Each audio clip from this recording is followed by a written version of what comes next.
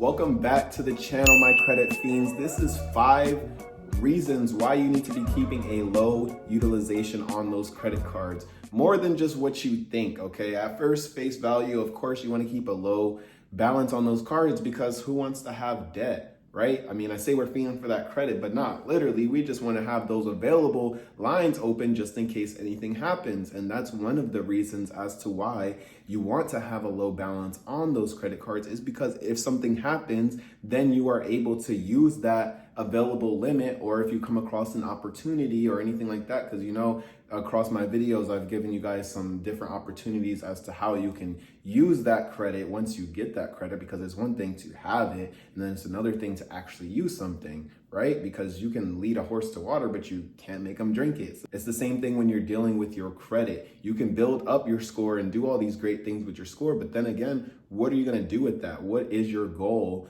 to use your credit to work for you? And that's what this channel is about, leveraging the bank's money in order to create some type of financial success for yourself in the future or now, however you want to look at it. Another good reason to keep those low balances is because you can apply for those credit limit increases.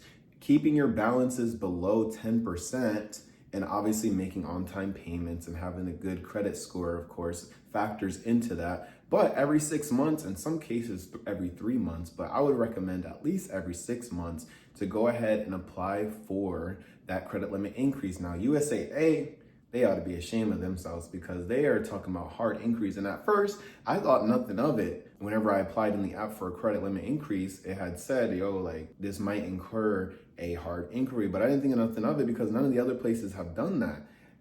Then I go and I look at my score more so recently at the actual report because it wasn't showing on the other two, but then I look at Experian and it's showing all these hard inquiries from USAA, and I'm like, dude, you're supposed to be cool. Like, you're supposed to be with the vets. Why would you want to mess up their score by adding inquiries just because they asked for a credit limit increase when you already have a line with them? It just doesn't make sense. So I didn't really like that too much about USAA. However, they did go ahead and increase those lines. When you keep below 10% utilization, you have on-time payments and everything like that. As long as you're using that limit and have used that in the past, which means that you're paying that down, like I said, keeping a low balance on there, then you should be all right to go ahead and ask for credit limit increases from just about anywhere. Now, of course, you got to make it make sense. If you are a person that has like a 20,000 line already and you're trying to get it even higher, but then you're only using like a few hundred of that, they're not going to want to extend you that credit because they can only extend so much credit out to their clients.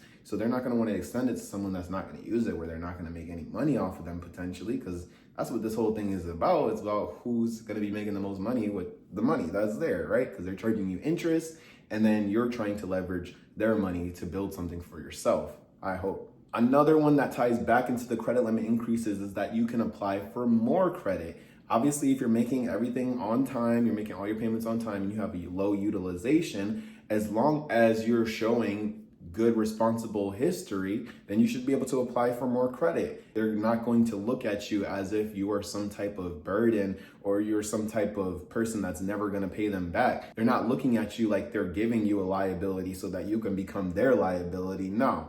They're looking at you like, oh my gosh, this person always pays on time. They keep a low utilization. We don't have to worry about them. Yeah, let's go ahead and throw them 10,000. Let's throw them 15 or 20 or whatever the case is, whatever range that you're in and starting to build yourself up from. They're going to be more likely to extend you that credit because they see responsible usage. Another reason is that you optimize your score. This is one of the easiest ways to go ahead and build that great credit score, build that 800. You always see, or at least I've always seen, when people are in the 600s or even lower sometimes, and they go ahead and they pay off all their debt, they end up with like something near 800 or 790 or something crazy like that. And that's because besides your payment history, it's your credit utilization that plays a big role in what your credit score is looking like. So you may have a 700 and you may make all your payments on time, but your utilization is like 20 something percent. If you got that down to under 10% or even wiped all that clean, your credit score is going to go even higher.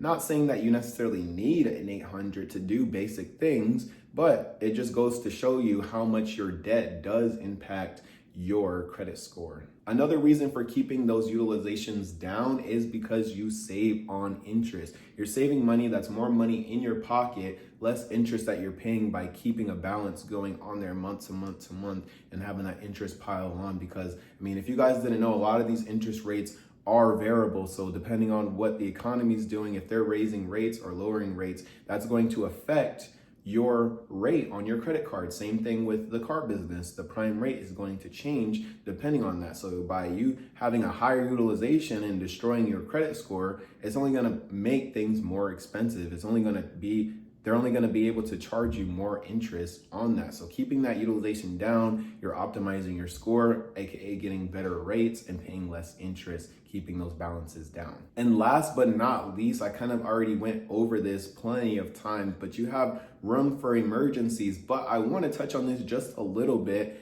And I want to let you guys know that having low utilization necessarily isn't everything, because there is those one in every so often times that do happen to people where you have a real emergency, like someone loses their job or something like that, and you actually need to use those cards for purchases, everyday purchases, and those things start racking up because you don't have any income. So another thing I did want to let you guys know of is that if you are not a person that uses your cards heavy, it may be harder for you to look normal during an emergency situation. Because if you're a person that only uses your card for like $10 here and there and things like that, whenever you go to charge hundreds of dollars on there and then you actually have that reporting to your account now, your credit profile now, and it's showing your utilization jump up, and this has gone up, this has gone up, this has gone up, this account, you know what I'm saying?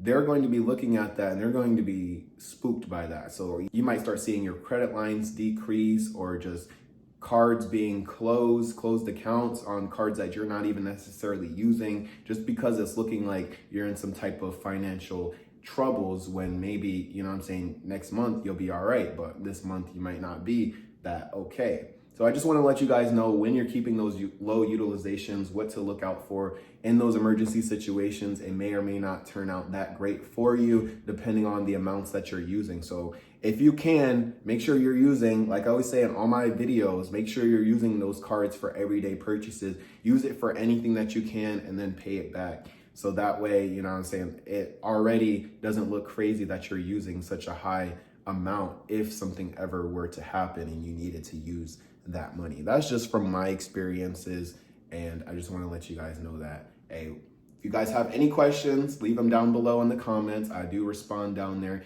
and then I also respond to my DMs in Instagram, X, TikTok. You can also fill out a form on creditfiend.com, and that'll get to my email, and then we can go back and forth through email as well if you need any extra assistance. Like I said, I make no promises on anything, but I can help you get as close as possible to 6 figures in credit, depending on your situation, because that's what I have and that's what I want everybody else to have. It's better to have it and not need it than to need it and not have it. Like I always say, be feeding for that credit, and I'll catch you guys in the next video.